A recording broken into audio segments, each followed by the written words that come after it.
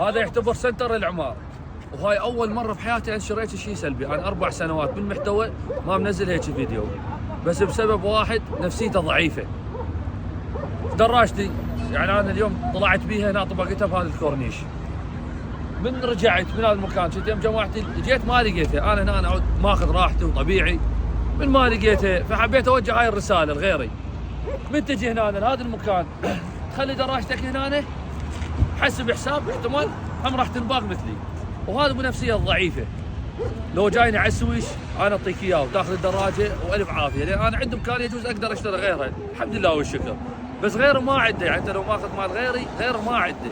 يعني ما ادري شو اقول. هاي رساله همين راح اعطيها الك. شو اقول لك؟ انا باريك الذمه وان شاء الله هاي اخر مره تبوق، يجوز من هاي دراجتي وتبطل. فهاي رساله للناس، دير بالكم.